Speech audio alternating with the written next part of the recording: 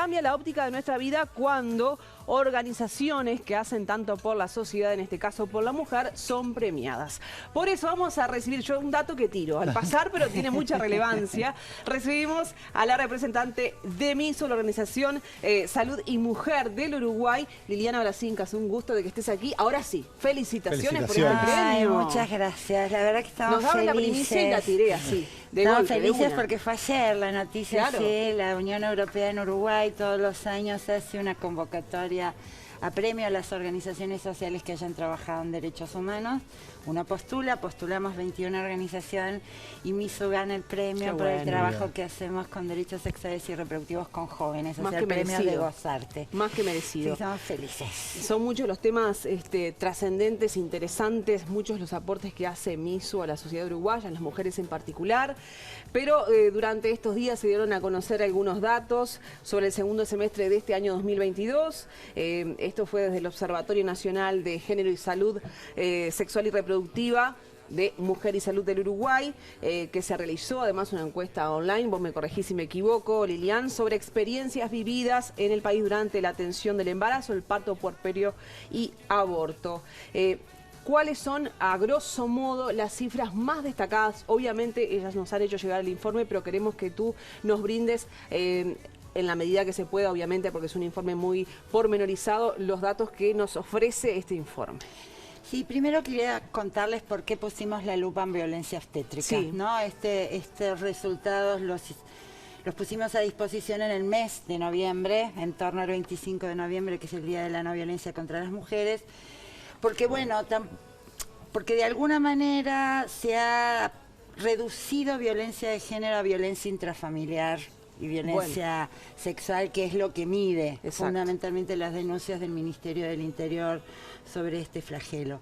Pero justamente la violencia de género tiene muchas dimensiones. Sí, muchas Así aristas. lo reconoce la ley que se promulga en 2017 justamente sobre violencia hacia las mujeres y de género, que tiene un capítulo que reconoce la violencia obstétrica como esta dimensión.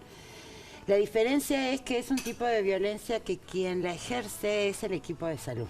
Para que lo entienda la vecina, ¿qué es violencia obstétrica? Claro, es justamente una cantidad de prácticas, conductas que se realizan por el personal de salud a personas, niñas, niños, adolescentes y personas con capacidad de gestar y mujeres que estén transitando por un embarazo, que estén en un trabajo de parto o en una cesárea, en un puerperio o un aborto, que son todos requerimientos vinculados a la salud reproductiva. Las denuncias en el Ministerio de Salud son cero. O sea, cuando vos vas a preguntar en el Ministerio de Salud si hay denuncias en este campo, lo hemos hecho en años anteriores, y es casi que no se registran denuncias en este campo, y por lo tanto las autoridades entienden que no hay problemas. Claro, ¿no? Si no hay me denuncia, resulta no hay paradójico esto. Bueno, las razones son múltiples. Una de las conclusiones que arroja este estudio es que en principio la percepción de las mujeres, mayoritariamente 7 de cada 10 de edad, que fueron bien atendidas durante el embarazo. Esto baja un poquito más durante el parto, baja a un 60% de las que viven. Ya en la práctica, en el campo. En la parte del momento del parto, y baja más todavía en el puerperio. Esto vos decís, bueno, no está tan mal, ¿no? 7 de cada 10 tiene una buena percepción. Ahora, cuando vos empezás a preguntarle por prácticas concretas, ¿no?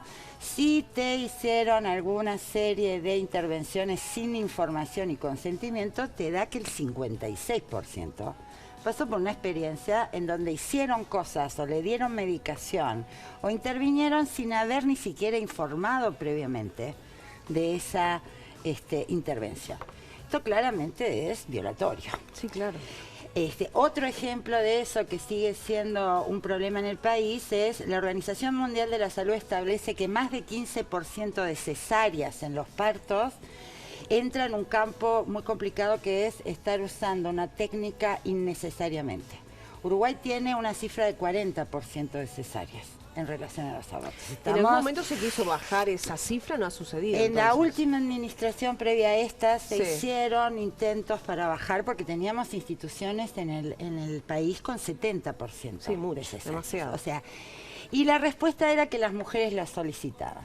Cesáreas programadas. Cesáreas programadas. Bueno, Esto es, vos no tenés una respuesta del sistema y te hacen intervenciones si vos no las necesitas. O sea, Sí, acá claro. hay también una agenda vinculada a una práctica que es que te atienda tu parto el ginecólogo que te controló. Ahora eso se llama parto a elección y se paga aparte. Esto Mirá. es un acto médico con valor Sí. comercial que se paga parte de la cobertura. Entonces, por lo tanto, se ha instalado en el campo de la salud reproductiva una serie de prácticas que están mediadas por ciertos intereses lucrativos, ¿no? O por la Ahí agenda está. del profesional, o Ahora por la se agenda del entiende un poco más de servicio, pronto. o por, ¿no?, tus niveles de confianza, o por el imaginario de que de esta manera te va a ir mejor porque vas a Sí. sufrir menos. Esto tiene que ver con el campo de la desinformación. Total. O de una serie de presupuestos que no necesariamente están vinculados con eso. Lo mismo que la alta tecnologización en el control. Una cantidad de gente que dice yo, ¿no? Ecografías para todo y la Sí, sí, transnucal sí, sí, y tal la cual. 3D, tridimensional, 4D. la no sé qué, no sé cuánto. Y vos decís, a ver, es importante saber que todos estos estudios es irradiación, es algo que está Sí, es interviniendo nocivo en tu para el cuerpo. organismo, No totalmente. es necesario para transitar Sí. por un embarazo saludable y controlado el pasar por esta alta dimensión de exposición a los estudios. Pero acaba y de todo decir eso. algo clave, es la desinformación. Porque uno confía en el sistema de salud, por tanto en los profesionales, en los funcionarios de la salud, no estamos generalizando, no se asusta, no estamos hablando de que es en todo, pero son datos empíricos, datos reales, nadie los está inventando. Pero en este caso van ciegamente a cómo son guiadas las mujeres en estos casos. Sí, y lo que pudimos ver por el relato de las que respondieron a la encuesta es: permanecen en el sistema de salud dos paradigmas que se supone que no deberían estar. ¿Cuáles? Durante muchos años Uruguay tuvo una política materno-infantil, ¿no? O sea, durante muchos años. Esto empieza a revertir recién en 2010, cuando se empieza a hablar de una política de salud sexual y reproductiva, de una atención integral, etcétera, etcétera. Con lo cual, esa matriz materno-infantil primero estaba basada en la díada. Todo el vínculo era madre-hijo. Sí. El Solamente. resto como que no tuviera nada que ver. Exacto. Y esto no es así. Un No. embarazo se transita, obviamente que transita por tu cuerpo, ¿no? Con capacidad de gestar, pero también es cierto que depende de De la la pareja, el compañía. Del entorno, padre, la de la- vida, claro, la exacto. situación, etcétera, etcétera. De la madre, sí. Y además las mujeres no somos envases. O sea, no se puede seguir pensando, ¿no?, que hay que atender al envase mujer para que el producto salga bien. Claro. Esta fue parte del paradigma que hubo que realmente revertir y que todavía convive en la práctica de algunos equipos. Diciendo esto, quiero decir además que también una buena noticia de estos estudios, porque si no siempre nos dicen, ay, siempre estás mirando el medio vaso vacío. Una buena noticia de estos estudios es que Sí. medimos cómo fue tus experiencias a lo largo de la vida y cómo fue en los últimos 5 años.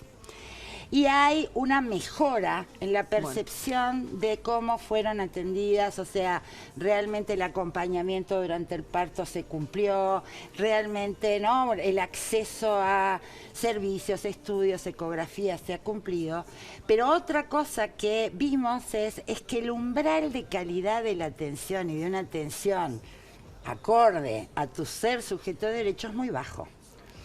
¿No? La percepción de este 70% que se sintió bien, cuando vos después les entrás a preguntar, perdóname, ¿te dieron información? ¿Hubo algún maltrato? ¿Hubo alguna forma de, ¿no?, Sí. prácticas innecesarias, un rasurado que no se tiene que hacer, una Al ignorar sus episiotomía derechos, obviamente que vas a es innecesaria? Te empieza a decir, sí, eso me pasó, Y sí, eso me pasó, Sí. sí, eso me pasó. Entonces, cuando vos indagás e informás sobre cuáles serían prácticas violatorias de tu derecho, es mucho más alto. Claro. El problema es la baja percepción sobre esta calidad de la atención, este ser sujeto de derecho. Esto está investigado en otros países, lo indagamos, si hay una percepción de las mujeres, particularmente las que se entienden en los sistemas públicos, que casi como si fuese una prebenda. O sea, que te atiendan es como, ¿no?, como un acto De favor, de casi. beneficencia, Sí. y por lo tanto viene como de suyo que te tenés que bancar cualquier maltrato, porque bueno, es lo que hay para que te atiendan. Esto no es así y esto Claro. hay que decirlo hasta el cansancio. En el servicio público y en el servicio privado la atención tiene que ser igual. ¿Por qué? Porque todos formamos parte del Sistema Nacional Integrado de Salud y las leyes son para todas las personas. No de acuerdo a tu cobertura, no de acuerdo a tu capacidad de pago, es para cualquiera.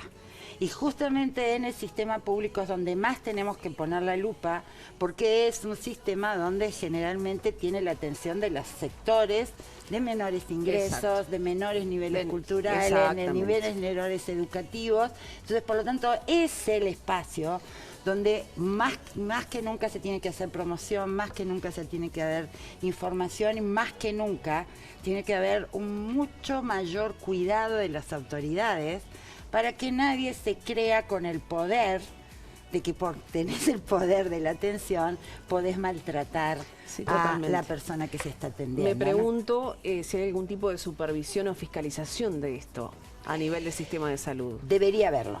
Pero no lo Debería haberlo. Ustedes saben que cuando el 2010 se hace la reforma, el Ministerio de Salud deja de ser un prestador, el prestador público es ACE, y el Ministerio de Salud queda rectoría, fiscalización, control y rendición, ¿no?, de transparencia de resultados.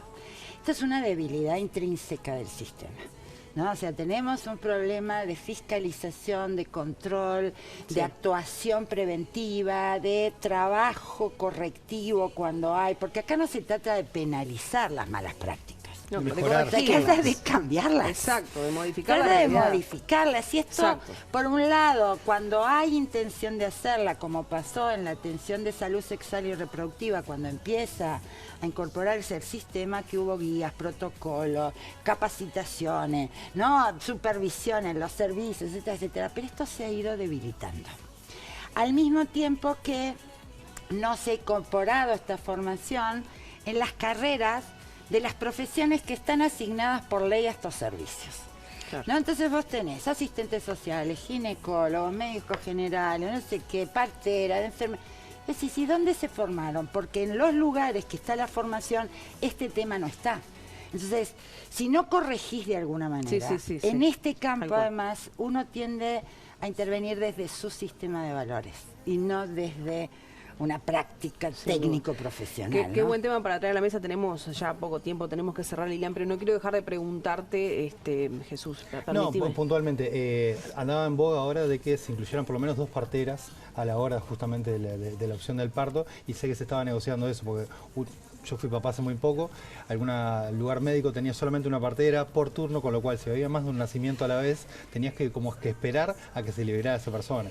Sí, además el rol de la partera habría que profesionalizarlo más, o sea, que fuera más doble habría que asignarle más tareas, porque en realidad es la profesión que más acompaña a quien está en el proceso de embarazo y parto. Nosotras queremos una profesionalización de los niveles de atención primaria, porque gran parte de esto se dirime en la atención primaria, en la información y en la prevención. ¿El mayor número de casos de violencia obstétrica se da en el parto? Mirá, no, bueno, sí durante el parto, sí durante la cesárea, la mayor cantidad de intervenciones no previamente consentidas es con los forceps o con una situación. ¿Cuántos problemas en esa situación? También se vive como muy aisladamente el puerperio, ¿no? En el puerperio las mujeres sienten que después que parieron dejan de existir, depresivas totalmente. Y ni te quiero decir en aborto, ¿no? Porque si aún cuando tradicionalmente vos cumplís con el rol, como es ser madre, y te tratan mal, imagínate cuando vas contra cultura, ¿no? O sea, ahí también tenés, e increíblemente en el sistema privado es donde hay mayor detección de prácticas que no están de acuerdo al protocolo durante aborto. Por ejemplo, hay algo que tiene que saber la gente. En aborto no está permitido mostrar imágenes ni sonidos durante la ecografía, porque justamente vos te estás enfrentando a un embarazo no deseado. Esto está definido protocolarmente, que mostrar imágenes y mostrar sonidos es una suerte de práctica torturante. ¿No? O sea, es innecesario, no va a cambiar su situación y vos en realidad estás generando un sufrimiento que nadie te puso en ese lugar para hacer. Entonces hay una serie de cuestiones que hay que hacer mucha más información, por eso les agradezco enormemente esta oportunidad, porque esta es nuestra función como organización. Nuestra organización hace esos estudios estudios para las autoridades, sin duda, para la prensa, pero fundamentalmente para la ciudadanía. Y la violencia se le aplica a la familia, no solamente a la mujer. Entonces hay que entenderlo por ese lado. La violencia de género tiene dimensiones enormes porque es estructural, es sistémica. Sí. Entonces, por lo tanto, está incorporada a una práctica muy naturalizada que si no se evidencia se va a seguir reproduciendo. Lilian, por hoy muchas gracias por esta información. Decían que es vuestro rol informar, el nuestro también, así que por eso ha sido un gusto recibirte aquí en Día a Día y poner sobre la mesa estas cosas que a veces son desconocidas para muchas mujeres de nuestro país. Así que por hoy, felicitaciones y muchas gracias. Sí, esto está disponible en nuestra web y también hicimos un folletito informativo sobre qué es violencia obstétrica y cómo identificarla y dónde denunciarla cuando aparece, porque eso hay que modificarlo. Ha sido muy amable y gracias por la visita. No, a ustedes. Gracias. Buen año. Hacemos una breve pausa en Día a Día y ya venimos. Telling me how much you miss me. That's funny. I guess you've heard my songs.